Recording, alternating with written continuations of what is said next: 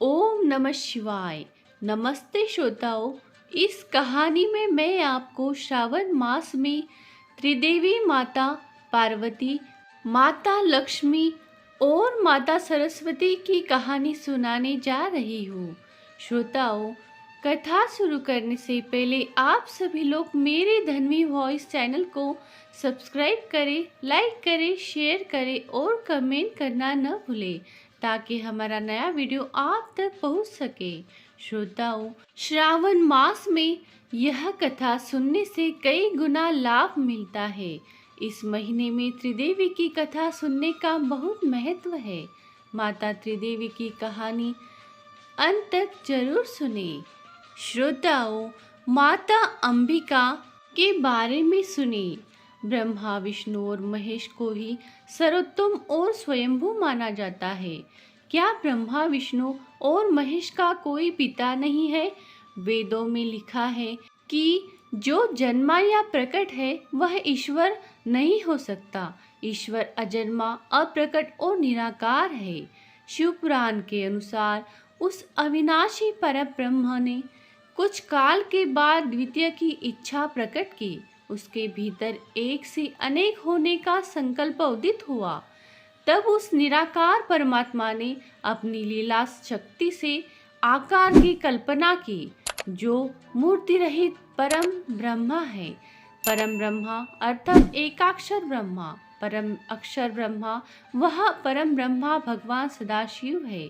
एकांगी रहकर स्वेच्छा से सभी और विहार करने वाले उस सदाशिव ने अपने विग्रह से शक्ति की सृष्टि की, जो उनके अपने श्रीअंग से कभी अलग होने वाली नहीं थी। सदाशिव की उस परम शक्ति को प्रधान प्रकृति, गुणवती माया, बुद्धि तत्व की जननी तथा विकार रहित बताया गया है। वह शक्ति अंबिका कही गई है। उसको प्रकृति सर्वेश्वरी त्रिदेव जननी यानी ब्रह्मा, विष्णु और महेश की माता, नित्या और मूल कारण भी कहते हैं। सदाशिव द्वारा प्रकट की गई उस शक्ति को 8 भुजाएं हैं। पराशक्ति जगत जननी वह देवी नाना प्रकार की गतियों से संपन्न है और अनेक प्रकार की अस्त्र शक्ति धारण करती है। एकांकिनी होने पर भी वह माया शक्ति संयोगवशात अनेक हो जाती है। उसे काल रूप सदाशिव की अर्धांगिनी है, जिसे जगदम्बा भी कहते हैं। श्रोताओं, अब जाने माता सरस्वती का परिचय। ब्रह्मा की पत्नी का नाम सावित्री देवी है। ब्रह्मा ने एक और स्त्री से विवाह किया था, जिसका नाम गायत्री है। जाट इतिहास की मान्यता अनुसार यह गायत्री देवी राजस्थान के पुष्कर की रहने वाली थी, जो वेद ज्ञान में पारंगत होने के कारण विख्यात थी। पुष्कर में ब्रह्मा जी को एक यज्ञ करना था और उस वक्त उनकी पत्नी सावित्री उनके साथ नहीं थी, तो उन्होंने गायत्री से विवाह कर यज्ञ संपन्न किया। लेकिन बाद में जब सावित्री को पता चला तो उन्होंने ब्रह्मा जी को शाप दे दिया था। पुराणों में सरस्वती के बारे में भिन्न भिन्न मत मिलते हैं। एक मान्यता के अनुसार ब्रह्मा ने उन्हें अपने मुख से प्रकट किया था। एक अन्य पौराणिक उल्लेख अनुसार देवी महालक्ष्मी, लक्ष्मी नहीं, से जो उनका सत्व प्रधान रूप उत्पन्न हुआ, देवी का वही रूप सरस्वती कहलाया। देवी सरस्वती का वर्ण श्वेत है। ब्रह्मा के कई पुत्र और पुत्रियां थे। सरस्वती देवी को शारदा, शतरूपा, वाणी, वाग्देवी, वागेश्वरी और भारती भी कहा जाता है। सरस्वती उत्पत्ति कथा। मत्स्य पुराण अनुसार मत्स्य पुराण में यह कथा थोड़ी सी भिन्न है। मत्स्य पुराण अनुसार ब्रह्मा के 5 सिर थे। कालांतर में उनका 5वां सिर काल भैरव ने काट दिया था। कहा जाता है कि ब्रह्मा ने सृष्टि की रचना की तो वह इस समस्त ब्रह्मांड में अकेले थे। ऐसे में उन्होंने अपने मुख से सरस्वती साध्य ब्राह्मी को उत्पन्न किया।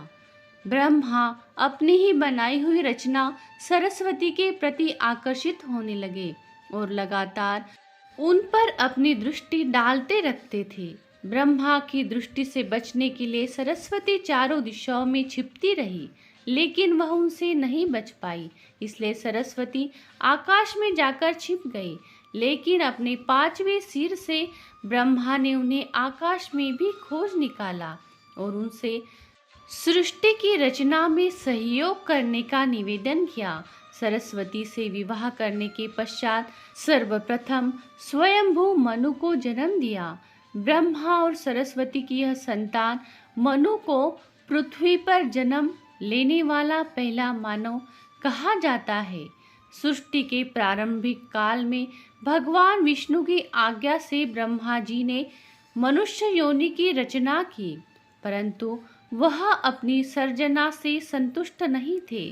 तब उन्होंने विष्णु जी से आज्ञा लेकर अपने कमंडल से जल को पृथ्वी पर छिड़क दिया, जिससे पृथ्वी पर कंपन होने लगा और एक अद्भुत शक्ति के रूप में चतुर्भुजी सुंदर स्त्री प्रकट हुई, जिनके एक हाथ में वीणा एवं दूसरा हाथ वर मुद्रा में था, वही अन्य दोनों हाथों में पुस्तक एवं माला थी। जब इस देवी ने वीणा का मधुर नाद किया तो संसार के समस्त जीव जंतुओं को वाणी प्राप्त हो गई। तब ब्रह्मा जी ने उस देवी को वाणी की देवी सरस्वती कहा। सरस्वती को बागेश्वरी, भगवती, शारदा, वीणावादनी और वाग्देवी सहित अनेक नामों से पूजा जाता है। संगीत की उत्पत्ति करने के कारण वह संगीत की देवी भी है। वसंत पंचमी के दिन को इनके जन्मोत्सव के रूप में भी मनाते हैं। श्रोताओं, अब जाने हमारी दूसरी देवी माता लक्ष्मी का परिचय। ऋषि भृगु की पुत्री माता लक्ष्मी थी। उनकी माता का नाम ख्याति था। समुद्र मंथन के बाद क्षीर सागर से जो लक्ष्मी उत्पन्न हुई थी उसका इनसे कोई संबंध नहीं। हालांकि उन महालक्ष्मी ने स्वयं ही विष्णु को वर लिया था। महर्षि भृगु विष्णु के श्वशुर और शिव के साढ़ू थे। महर्षि भृगु को भी सप्तर्षियों में स्थान मिला। राजा दक्ष के भाई भृगु ऋषि थे। इसका मतलब राजा दक्ष की भतीजी थी। माता लक्ष्मी के 2 भाई दाता और विधाता थे। भगवान शिव की पहली पत्नी माता सती उनकी सौतेली बहन थी। सती राजा दक्ष की पुत्री थी। माता लक्ष्मी के 18 पुत्रों में से प्रमुख 4 पुत्रों के नाम हैं आनंद, करदम, श्रीद और चिकलित। माता लक्ष्मी को दक्षिण भारत में श्रीदेवी कहा जाता है। श्रोताओं, अब जाने लक्ष्मी विष्णु की विवाह कथा। जब लक्ष्मी जी बड़ी हुई तो वह भगवान नारायण के गुण प्रभाव का वर्णन सुनकर उनमें ही अनुरक्त हो गई और उनको पाने के लिए तपस्या करने लगी। उसी तरह जिस तरह पार्वती जी ने शिव को पाने के लिए तपस्या की थी, वे समुद्र तट पर घोर तपस्या करने लगी। तदनंतर लक्ष्मी जी की इच्छा अनुसार भगवान विष्णु ने उन्हें पत्नी रूप में स्वीकार किया। दूसरी विवाह कथा। एक बार लक्ष्मी जी के लिए स्वयंवर का आयोजन हुआ। माता लक्ष्मी पहले ही मन विष्णु को पति रूप में स्वीकार कर चुकी थी, लेकिन नारद मुनि भी लक्ष्मी जी से विवाह करना चाहते थे।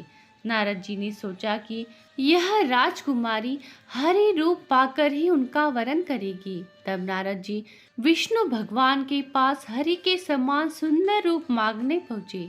विष्णु भगवान ने नारद की इच्छा के अनुसार उन्हें हरि रूप दे दिया। हरि रूप लेकर जब नारद राजकुमारी के स्वयंवर में पहुँचे तो उन्हें विश्वास था कि राजकुमारी उन्हें ही वरमाला पहनाएगी, लेकिन ऐसा नहीं हुआ। राजकुमारी ने नारद को छोड़कर भगवान विष्णु के गले में वरमाला डाल दी। नारद वहां से उदास होकर लौट रहे थे तो रास्ते में एक जलाशय में अपना चेहरा देखा। अपने चेहरे को देखकर नारद हैरान रह गए, क्योंकि उनका चेहरा बंदर जैसा लग रहा था। हरि का एक अर्थ विष्णु होता है और एक वानर होता है। भगवान विष्णु ने नारद को वानर रूप दे दिया था। नारद समझ गए कि भगवान विष्णु ने उनके साथ छल किया। उनको भगवान पर बड़ा क्रोध आया। नारद सीधा बैकुंठ पहुँचे और आवेश में आकर भगवान को श्राप दे दिया कि आपको मनुष्य रूप में जन्म लेकर पृथ्वी पर जाना होगा। जिस तरह मुझे स्त्री का वियोग सहना पड़ा है, उसी प्रकार आपको भी वियोग सहना होगा। इसलिए राम और सीता के रूप में जन्म लेकर विष्णु और देवी लक्ष्मी को वियोग सहना पड़ा। अब जाने समुद्र मंथन वाली लक्ष्मी। समुद्र मंथन से उत्पन्न लक्ष्मी को कमला कहते हैं, जो 10 महाविद्याओं में से अंतिम महाविद्या है।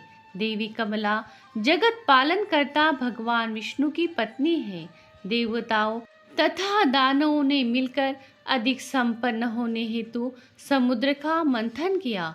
समुद्र मंथन से 18 रत्न प्राप्त हुए, जिनमें देवी लक्ष्मी भी थी, जिन्हें भगवान विष्णु को प्रदान किया गया था, तथा उन्होंने देवी लक्ष्मी का पानी ग्रहण किया। देवी का घनिष्ठ संबंध देवराज इंद्र तथा कुबेर से है। इंद्र देवताओं तथा स्वर्ग के राजा हैं तथा कुबेर देवताओं के खजाने के रक्षक के पद पर आसीन है। देवी लक्ष्मी ही इंद्र तथा कुबेर को इस प्रकार का वैभव राजसी सत्ता प्रदान करती है। यह थी माता लक्ष्मी। श्रोताओं, अब जाने तीसरी देवी माता पार्वती का रहस्य। माता सती को ही पार्वती, दुर्गा, काली, गौरी, उमा, जगदम्बा, गिरिजा, अम्बे, शेरावली, शैलपुत्री, पहाड़ा वाली, चामुंडा, तुलजा, अंबिका आदि नामों से जाना जाता है। कहते हैं कि माता सती के ही ये नए जन्म थे। यह किसी एक जन्म की कहानी नहीं, कई जन्मों की और कई रूपों की कहानी है। जो भी हो, इस गुत्थी को सुलझाना थोड़ा मुश्किल है।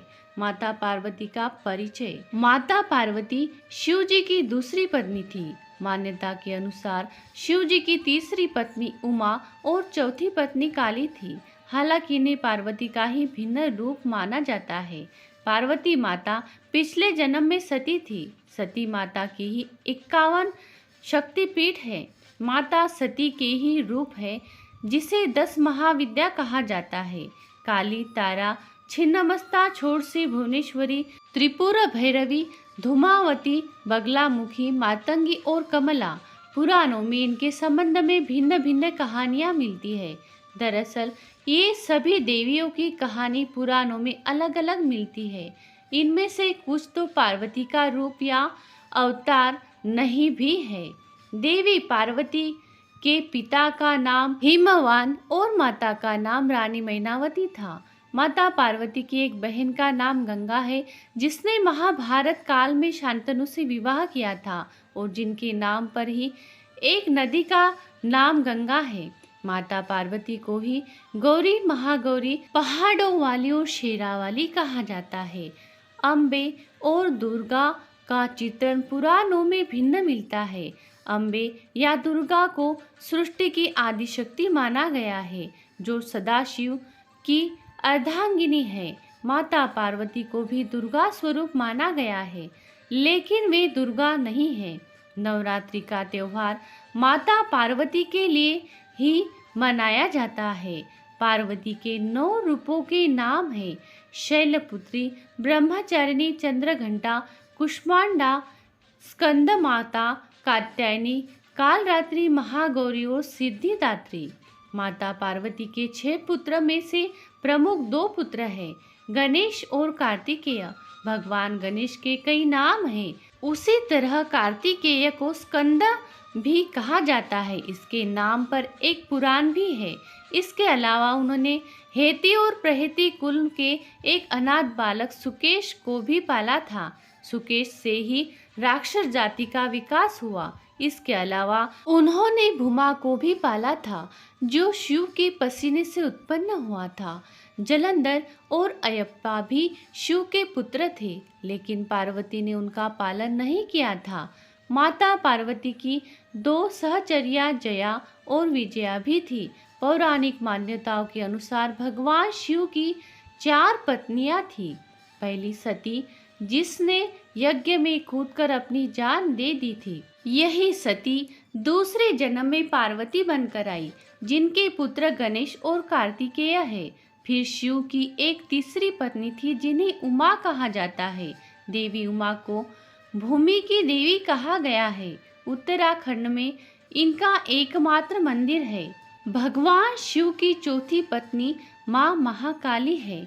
उन्होंने इस पृथ्वी पर भयानक दानवों का संहार किया था। श्रोताओं, यह थी त्रिदेवी माता की कहानी। ऐसी अलग कहानी सुनने के लिए हमारे धन्वी वॉइस चैनल से हमेशा जुड़ते रहिए।